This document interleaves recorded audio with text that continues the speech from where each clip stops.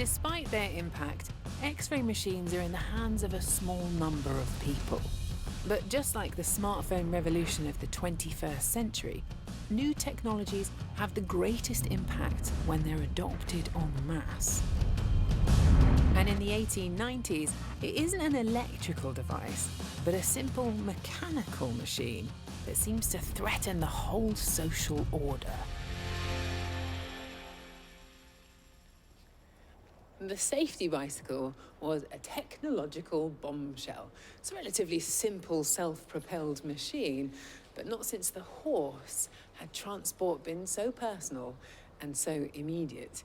You don't have to wait around anymore for taxis or trams or trains. You had the power to go wherever you wanted at your fingertips. And with that power came a whole new level of mental and physical freedom.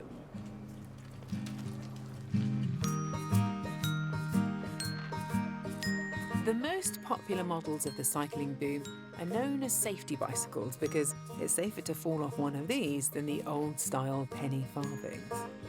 Their lower-risk design gives cycling mass appeal for women. The cycling boom sees thousands hitch up their long skirts and give it a go.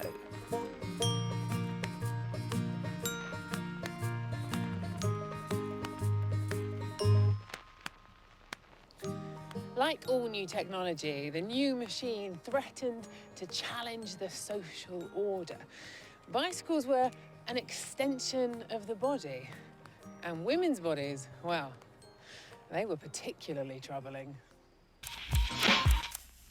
Some men find the very movement of cycling to be disgracefully sexual. To be known as a scorcher implies that you are a fast rider and a fast woman. And what was all that speed doing to women's brains? There were a number of health concerns that society was worried about when it came to cycling. These ranged from problems with childbirth and fertility to the dreaded bicycle face. Now, bicycle face was diagnosed as an intense stare, a reddened complexion, a hard clenched jaw, and bulging eyes. It could be temporary or it could be permanent. But of course, women were more susceptible than men.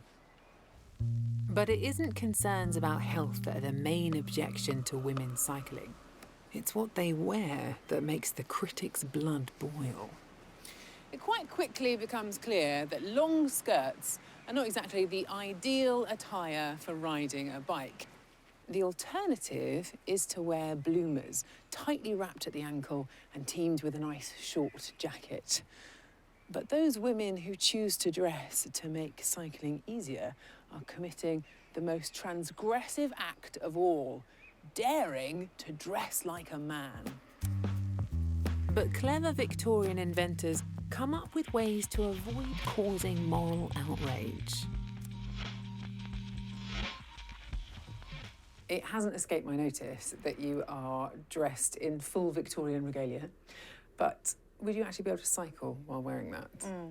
I'm wearing a Victorian convertible cycling garment that was patented by a woman called Alice Louisa Bygrave. She was from Brixton, a dressmaker from South London.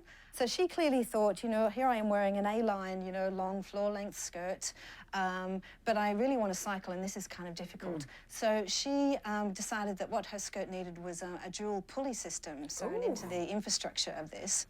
You wouldn't know about this, that I was a cyclist, until I got close to my bicycle. And then I would reach to the waistband and I would pull out some cords that are here and I would just ruche the front of it up, kind of like a curtain. Oh my goodness, this is and so then clever. she very cleverly, so it reveals a little bit of your bloomers, but kind of not too much. That's okay. But I think we can deal with that. The back, she's threaded through the front, so you're not flapping around. And then you would do the same at the back, ruching it up very clearly out of the way of the wheels.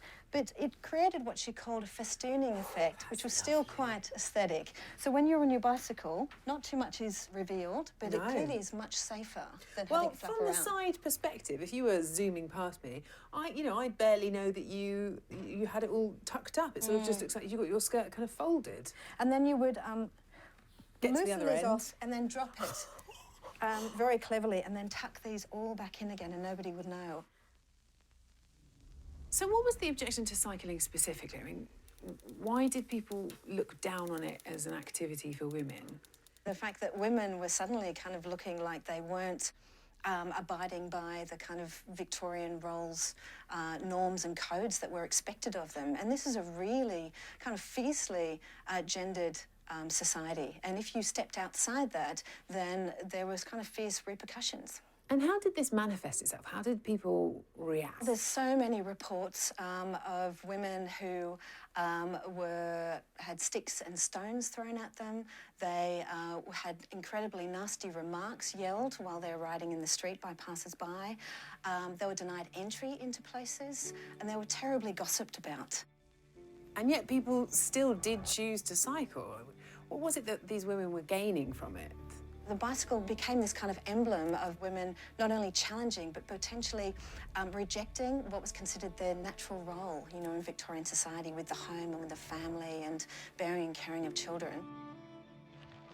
Cycling provided for women so many vast and exciting freedoms in the form of social and independent mobility and new connections. So they had new adventures, they had new experiences, they made new friendships, and for some, probably they had for the first time personal, private lives.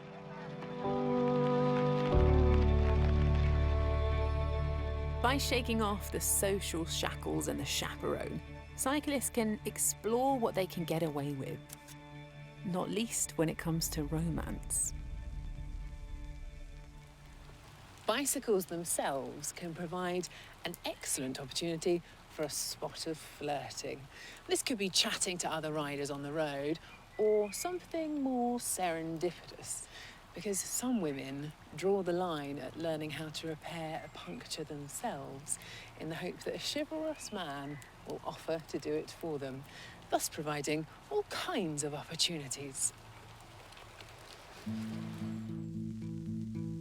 H.G. Wells, who is a keen cyclist, writes a short story around this phenomenon, a chase tale called A Perfect Gentleman on Wheels. She had a charmingly cut costume, and her hair was a pleasant brown, and her ear, as one came riding up behind her, was noticeably pretty. She had punctured the tyre of her hind wheel. It ran flat and flaccid. Now, this is the secret desire of all lone men who go down into the country on wheels. The proffered help, the charming talk, the idyllic incident. Who knows what delightful developments? On the face of it, cycling might seem like an odd subject for H.G. Wells, writer of War of the Worlds. But Wells is fascinated by how an invention as simple as the safety bicycle can foster new freedoms, while simultaneously disrupting the old British order.